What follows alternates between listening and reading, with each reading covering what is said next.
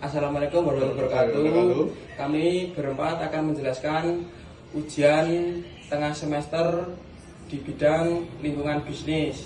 Perkenalkan, nama saya Novel Afiesa Mbayun dengan NIM 24116027. Saya Toti Firmantianto dengan NIM 24116012. Saya Pak Ihwata Hidayat Maja dengan NIM 24116029. Saya Wildan Busara Ramadan dengan NIM 24116036. Oke, saya di sini akan menjelaskan nomor 1, yaitu tentang politik. Analisisnya yaitu kebijakan tarif impor-ekspor Amerika Serikat atau AS yang proteksionis dapat menimbulkan ketegangan diplomatik, khususnya bila Indonesia mengalami defisit perdagangan atau hambatan ekspor ke pasar AS. Ketidakpastian ini dapat mengganggu stabilitas politik karena tekanan dari pelaku industri lokal yang terkena dampak langsung. Langkah strategisnya yaitu 1. Pemerintah Indonesia harus memperkuat diplomasi ekonomi melalui kerjasama bilateral dan regional seperti APEC dan ASEAN. 2. Diversifikasi mitra dagang untuk mengurangi ketergantungan pada pasar AS. 3. Mengadakan forum dialog ekonomi dengan pelaku usaha dan menyelaraskan kebijakan perdagangan luar negeri. 2. Ekonomi. Analisisnya, tarif tertinggi di AS terhadap produk ekspor Indonesia dapat menyebabkan penurunan permintaan ekspor, berdampak pada pertumbuhan industri dan pengurangan lapangan kerja. Neraca perdagangan bisa terganggu dan pertumbuhan ekonomi melambat. Strategi pertumbuhannya: 1. Penguatan industri dalam negeri melalui intensif fiskal dan keringanan pajak bagi pelaku usaha ekspor. 2. Fokus pada hilirisasi sumber daya alam dan pengembangan industri berbasis teknologi tinggi. 3. Reformasi birokrasi dan peningkatan iklim investasi untuk menarik modal asing dan mempercepat pembangunan infrastruktur. Kemudian nomor 3 akan dijelaskan oleh teman saya sendiri. Terima kasih. Ya, di sini akan melanjutkan tentang sosial. Analisisnya yaitu penurunan ekspor dapat menyebabkan PHK di sektor manufaktur, berdampak pada peningkatan angka pengangguran dan kemiskinan.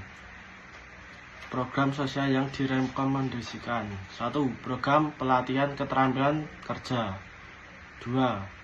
Pelindungan sosial seperti bantuan tunai bersyarat dan subsidi kebutuhan pokok. Program UMKM berbasis digital untuk menciptakan lapangan kerja alternatif.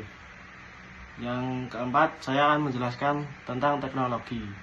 Analisisnya yaitu kebijakan tarif dapat menghambat akses Indonesia terhadap teknologi asing yang mahal karena bisa masuk ke tinggi hari ini, bisa memperlambat proses inovasi. Langkah yang mendorong teknologi lokal yaitu peningkatan investasi, riset dan pengembangan RDA melalui kolaborasi pengurangan tinggi industri. 2. Inkubasi startup teknologi dan pemberian dan dana riset untuk inovatif lokal. Yang ketiga, pelindungan hak kekayaan intelektual untuk mendorong semangat inovasi. Yang selanjutnya akan dijelaskan oleh teman saya. Di sini saya akan melanjutkan nomor 5 tentang lingkungan. Analisis perubahan arus perdagangan akibat tarif bisa mendorong negara berkembang, termasuk Indonesia, meningkatkan produksi sektor ekstraktif yang merusak lingkungan demi substitusi pasar. Integrasi kebijakan lingkungan. Pemerintah harus menerapkan ekonomi hijau, green economy dalam kebijakan industri. Menerapkan pajak karbon dan insentif hijau untuk perusahaan yang menerapkan prinsip ramah lingkungan. Perluasan kawasan industri hijau dan sertifikasi produk ramah lingkungan untuk daya saing global. Yang keenam, legal atau hukum. Analisis kebijakan tarif AS bisa melanggar prinsip perdagangan bebas WTO bila diskriminatif atau tidak proporsional. Indonesia memiliki hak hukum yang menggugat atau menuntut kompensasi. Langkah hukum menyampaikan protes resmi melalui forum WTO, mengajukan gugatan ke Dispute Settlement Body (DSB) WTO jika terdapat diskriminasi, menjalin perjanjian bilateral baru dengan klausul perlindungan dagang. Saya akan melanjutkan di bagian rekomendasi strategis bagi pemerintah Indonesia. 1. Diversifikasi pasar ekspor. Pertama, fokus ekspor ke negara-negara Asia, Afrika, dan Timur Tengah sebagai alternatif pasar. Kedua, transformasi ekonomi, yaitu akselerasi pembangunan industri berbasis nilai tambah dan teknologi tertinggi. Dan ketiga, penguatan diplomasi dan hukum perdagangan, yaitu meningkatkan peran sebagai Indonesia dalam organisasi internasional seperti WTO, G20, dan ASEAN, dan menyusun legislasi perdagangan dengan proaktif dan tanggap terhadap dinamika global. Lalu ada ekonomi inklusif dan berkelanjutan, yaitu seperti program kesejahteraan berbasis digital, pelatihan kerja, dan penyaluran kredit UMKM, dan strategi pertumbuhan hijau (green growth) sebagai keunggulan kompetitif global.